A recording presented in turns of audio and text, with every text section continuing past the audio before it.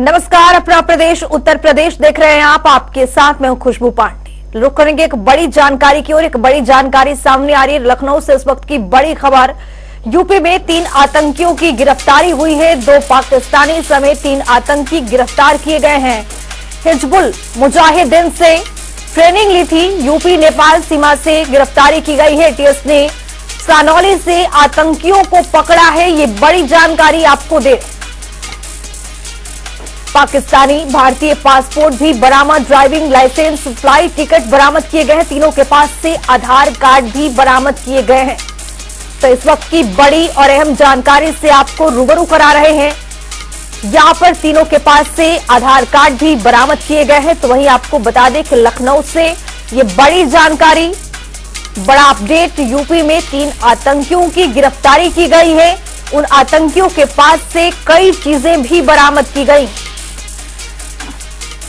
हिजबुल मुजाहिदीन से ट्रेनिंग ली थी। ये बड़ी जानकारी। यूपी नेपाल सीमा से गिरफ्तारी की गई है। एटीएस ने सानौली से आतंकियों को पकड़ा है।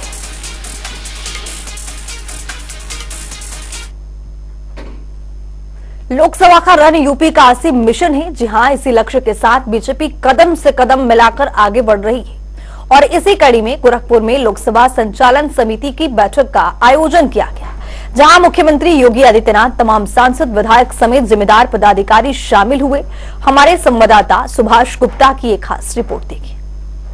गोरखपुर में सीएम योगी के नेतृत्व में एक लोकसभा संचालन समिति की बैठक हो रही है। आप देखेंगे यहाँ पे ये गोकुल अतिथि भवन है और यहाँ पे सीएम योगी आदित्यनाथ पहुंचे हुए हैं और बाकायदे यहाँ पे 3 जिलों के जो है पदाधिकारी और सांसद के साथ बैठक कर रहे हैं। गोरखपुर, बांसगांव और संत कबीर नगर के जो सांसद हैं, वहां के पदाधिकारी हैं, जिलाध्यक्ष हैं, सभी के साथ एक महत्वपूर्ण बैठक कर रहे हैं। आपको बता दें कि गोरखपुर में अंतिम चरण में यानी 1 जून को चुनाव है और उसको लेकर तैयारियां जोरों पर है। आपको बताते चले कि मुख्यमंत्री योगी आदित्यनाथ बाकायदे यहाँ पे अपने जितने भी जो प्रतिनिधि हैं, जो सांसद हैं और जो राज्यसभा सांसद हैं और बाकी जो पदाधिकारी हैं, उनको बाकायदे चुनाव की टिप्स दे रहे हैं, यानी कि गुरु मंत्र दे रहे हैं। वो बता रहे हैं कि किस तरीके से आपको चुनाव में लोगों के पास जाना है और जो यूपी और भारत सरकार की जितनी भी योजनाएं हैं उनको बताना है। तो कहीं ना कहीं जो योगी आदित्यनाथ की आज की बैठक है वो एक चुनाव को लेकर बड़ी बैठक है। सुभाष गुप्ता, रुकेंगे छोटे से ब्रेक के लिए, फौरन होंगे आज से देखते रहिए जनता।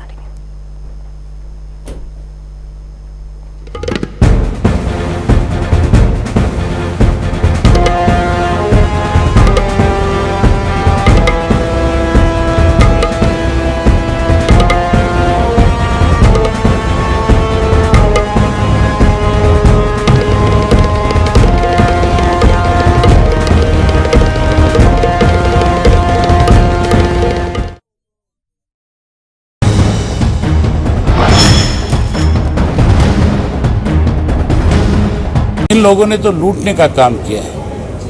अब प्रदेश के लोग बहुत परेशान हैं, दुखी हैं। भाजपा को तो सत्ता से बाहर करेंगे। मैं और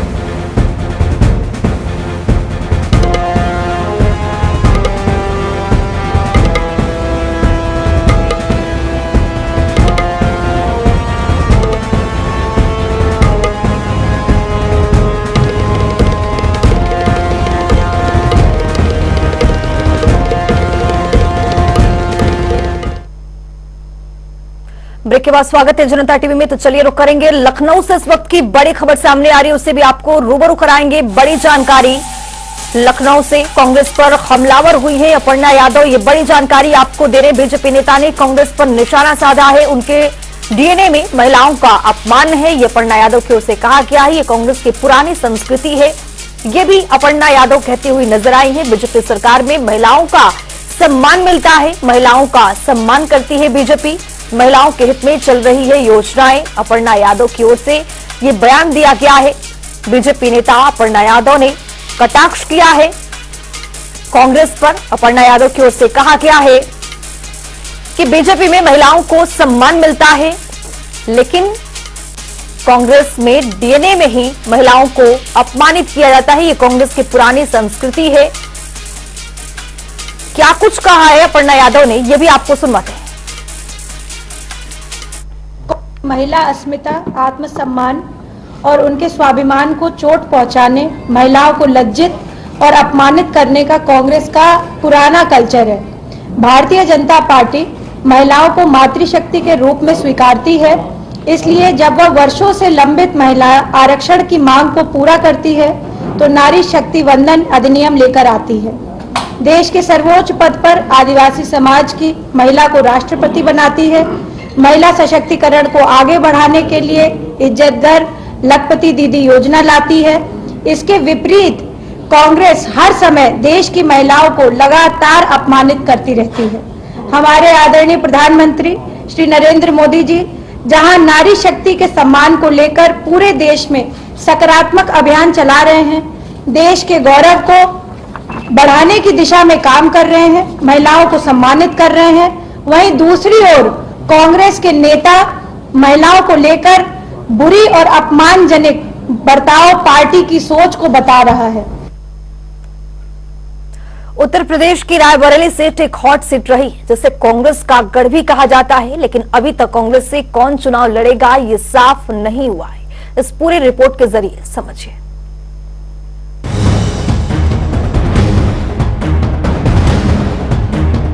कांग्रेस का गढ़ है रायबरेली। 24 साल से चल रहा गांधी परिवार का जादू। जारी रहेगी परिवार की विरासत। मां की सीट पर ताल ठोकेंगी बेटी प्रियंका गांधी।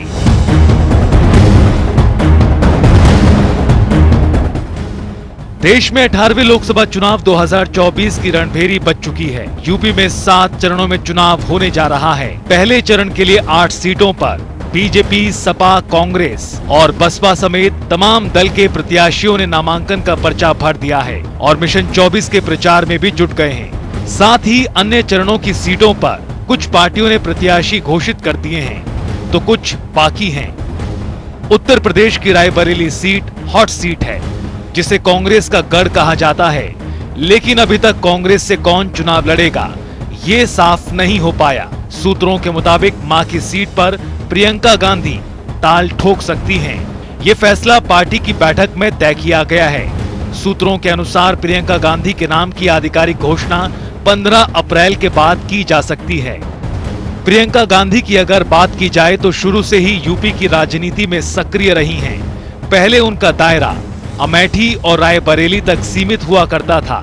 2019 में जब कांग्रेस महासचिव बनाई गईं तो उनको पूर्वी उत्तर प्रदेश का प्रभारी बनाया गया। बाद में वो पूरे यूपी की प्रभारी बनी।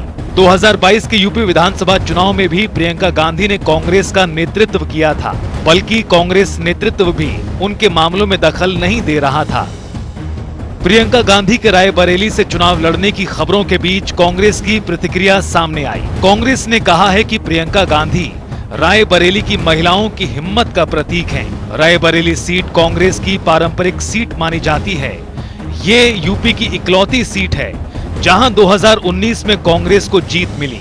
तब सोनिया गांधी यहां से जीतकर लोकसभा पहुंची थी। 1971 के बाद अब तक सिर्फ 3 बार ही यहां पर कांग्रेस को हार मिली है। इंदिरा गांधी इस सीट से 2 बार तो वहीं सोनिया गांधी 4 बार सांसद चुनी गई हैं।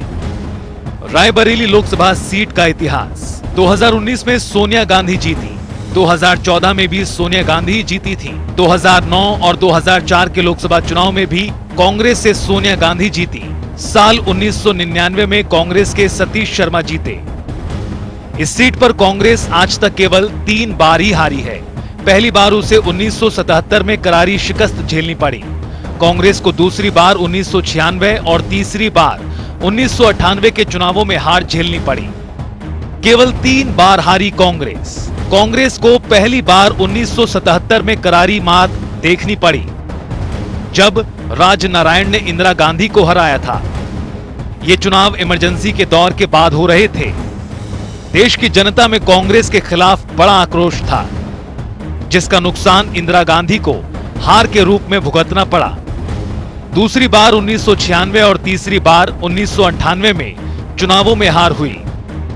बीजेपी के प्रत्याशी रहे अशोक सिंह ने 2 चुनावों में कांग्रेस को पटखनी दी। 3 हार के अलावा कांग्रेस आज तक इस सीट पर अजेय है।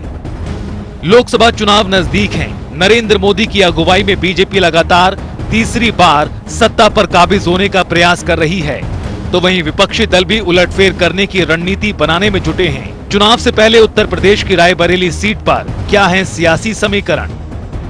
एससी वर्ग वोटरों की संख्या 34%, ब्राह्मण वोटर्स की संख्या 11%, ठाकुर वोटों की संख्या 9%, यादव वोटरों की संख्या 7%, मुस्लिम वोटर्स की संख्या करीब 6% और अन्य वर्गों के वोटर्स की संख्या करीब 23% है। सूत्रों के मुताबिक प्रियंका गांधी वाड्रा रायबरेली से चुनाव लड़ सकती हैं और कांग्रेस ने इसके लिए पूरी तैयारी भी कर ली है। कांग्रेस की उच्च स्तरीय संगठन बैठक में यह फैसला हुआ है, लेकिन ये तो अब 15 अप्रैल के बाद ही साफ हो पाएगा। स्पेशल डेस्क, जनता टीवी।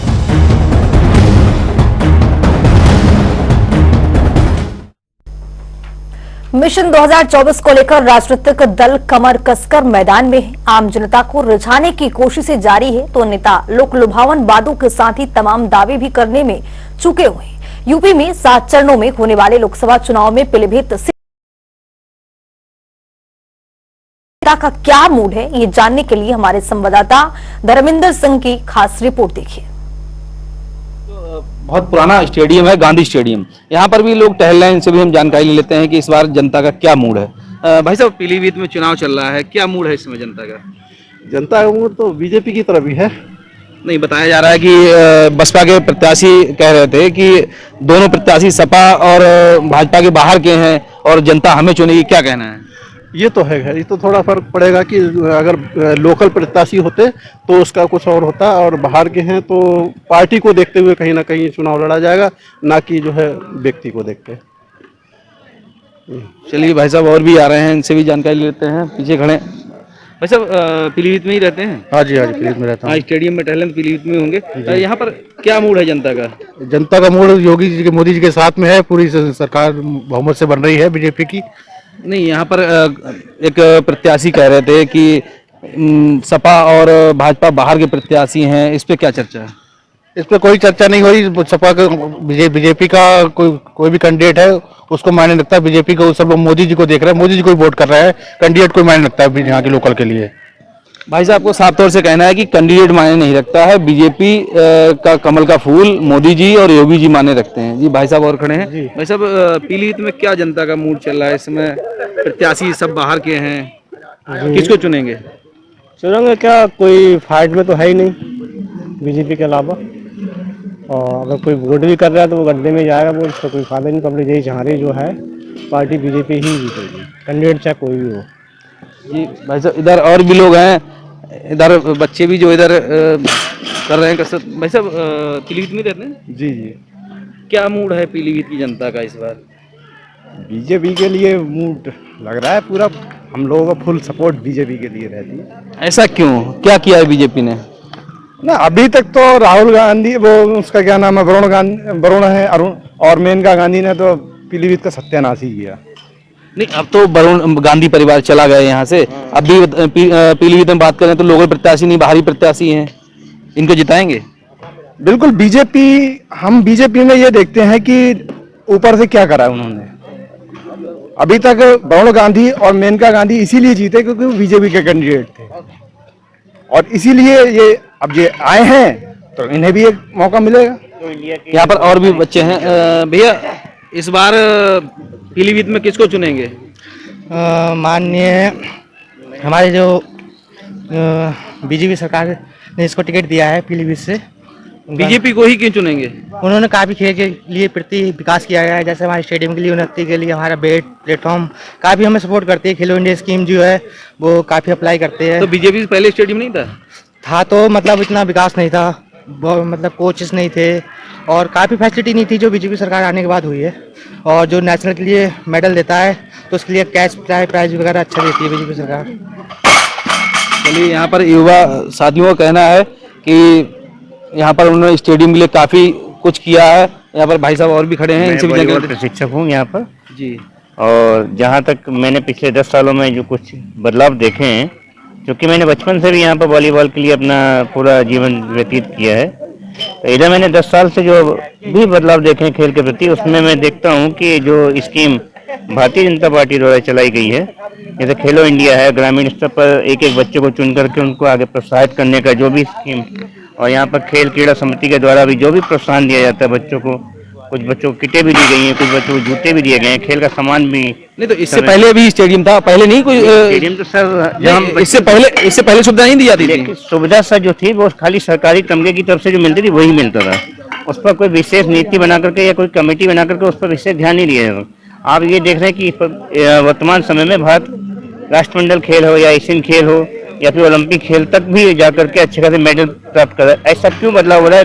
पिछले 10 सालों में ही ऐसा क्यों हुआ है? अच्छा, वर्तमान सरकार से पहले कांग्रेस कंटिन्यू 10 साल रही है, उसमें खिलाड़ियों के लिए कुछ नहीं ऐसी उपलब्धियां? खिलाड़ियों के लिए सर कहा जा सकता है कि खाली जो लेखा पूर्ति होती थी वही होता था, लेकिन ग्राउंड स्तर पर ऐसा कुछ भी हम लोगों को देखने को नहीं मिला है।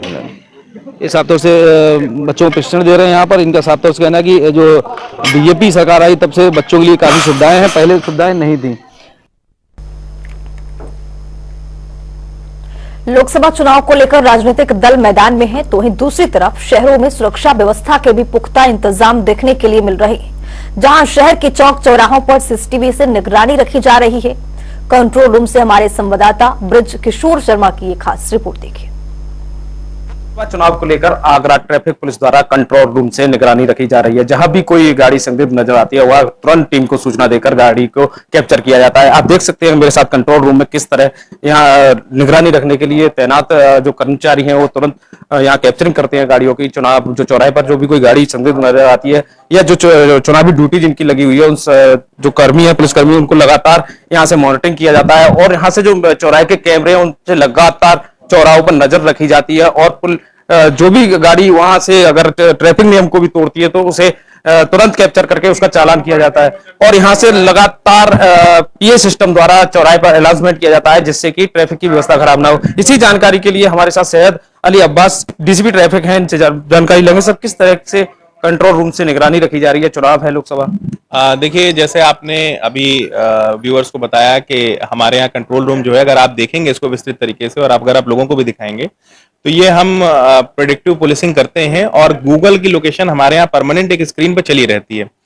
उससे जैसे अभी आप देख रहे होंगे कि इसमें ज्यादातर जगह ग्रीन सिग्नल है, कुछ जगह पे येलो है और कुछ जगह पे रेड है। जहां जहां पे रेड है वहां पे हमारा कंट्रोल रूम तत्काल उसको देख और देखने के बाद जो टीआई और टीएसआई और अगर जो लोकल थाने हैं उनको और वहां से तत्काल हमारे कर्मी पहुंच उसका निस्तारण करते हैं। जैसे आपने लोकसभा चुनाव की तो इस कंट्रोल रूम, चूंकि शहर के जितने बड़े कैमराज हैं, जितना एमजी रोड है वहां पे कंट्रोल रूम के कैमरे लगे हुए हैं और अगर कोई रैली जिसकी सूचना पहले से नहीं है, यहाँ पे रैलीज आप देख सकते हैं क्योंकि पूरी ट्रैफिक दिख रही है, कहीं पे कोई रैली निकल रही है कुछ चुनाव संबंधी, तो उसको तत्काल हम उस संबंधित एसीपी और डीसीपी से कंफर्म करते हैं कि ऐसी परमिशन ली गई है, क्या इसमें संबंधित उतने लोग हैं, उसकी हम मॉनिटरिंग यहाँ से करते हैं, उसके बारे में सूचना कर लेते हैं और उसमें संबंधित जो भी फोर्स का डिप्लॉयमेंट करना होता है ट्रैफिक की ओर से, वो डिप्लॉयमेंट भी हमारी ओर से किया जाता है। इस तरह पुलिसकर्मी, ट्रैफिक पुलिसकर्मियों की ड्यूटी चौराहे पर लगती है, आप यहीं से मॉनिटरिंग करते हैं, तो किस तरह से उनकी मॉनिटरिंग होती है और पीए सिस्टम किस तरह से काम करता है? देखिए, हर चौराहे पे आपने देखा होगा कि control room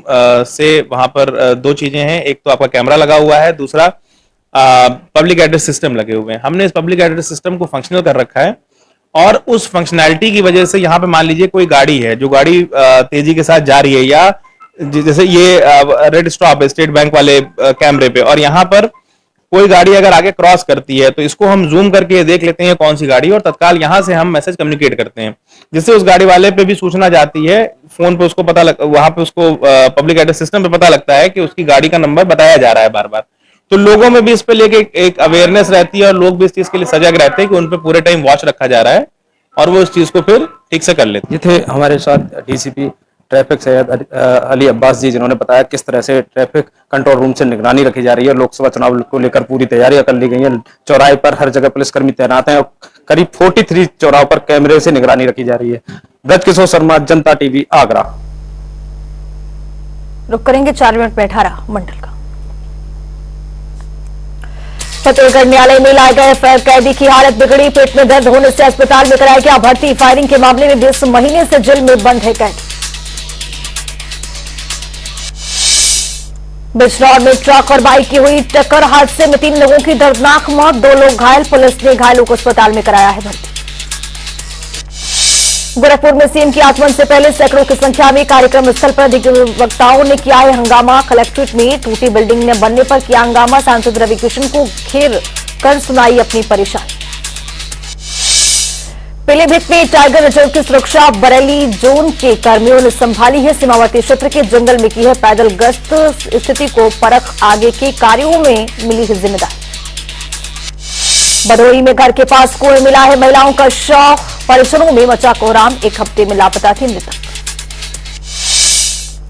Agra cyber crime police की बड़ी कार्रवाई। ऑनलाइन ठगी करने वाले 2 विदेशी ठग को किया है गिरफ्तार। खाद्य व्यापारी से जूट के कट्टों के नाम पर ठगे थे लाखों रुपए। लखनऊ में बीजेपी अल्पसंख्यक मोर्चा मुस्लिम महिलाओं को बनाएगी बूथ एजेंट। 20,000 से ज्यादा बूथों पर मुस्लिम महिलाएं और युवक बनेंगे एजेंट। प्रदेश अध्यक्ष अल्पसंख्यक मोर्चा बासित अली ने की है घोषणा। फतेहपुर में बेकाबू पिकअप ने बाइक को रौंदा है। हादसे में बाइक सवार की हुई है मौत। मौके से फरार हुआ पिकअप चालक। मुजफ्फरनगर में सड़क पर अज्ञात युवक को मिला है शव। इलाके में फैली सनसनी। पुलिस शव की पहचान जुटाने में जुटी है। भदोही पुलिस ने बच्चे से छेड़खानी करने वाले आरोपी को किया है गिरफ्तार। दुष्कर्म के इरादे से खेत में बच्ची को ले गया था आरोपी।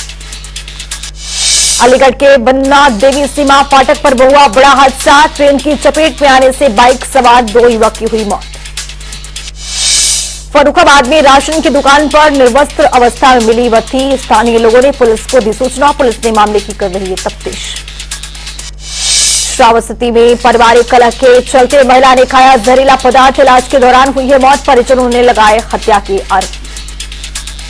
बाराबंकी में तहसील प्रशासन के विरोध में बाबा ने धोनी रमाकर शुरू किया है प्रदर्शन। तहसील प्रशासन की तरफ से नहीं पूरा किया गया वादा।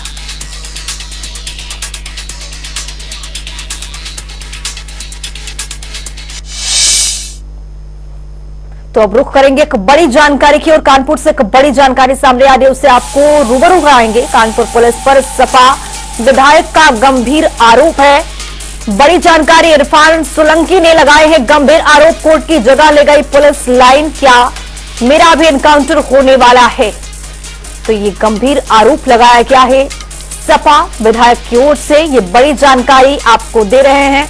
क्या कुछ कहा है आइए आपको सुनवाते हैं। इनसे पूछना जाके पुलिस कमिश्नर साहब से कि हम न्यायपालिका की उसमें आए हैं पेशी में या पुलिस की पेशी में आए। पूछना जरूर और चलाना। क्या मुझे जज साहब के सामने ना पेश के बाद क्यों ले गए थे? क्या एनकाउंटर करना था? क्या कारण क्या है? पूछना। हमें क्या मालूम कहाँ ले गए? कहीं अटैक तो नहीं? कहाँ लेके गए थे? कहाँ? मुझे भी तो अटैक नहीं आ रहा था। इस बुलेटिन में मेरे साथ इतना ही। देश और दुनिया की तमाम खबरों के लिए बने रहिए जनता टीवी के साथ।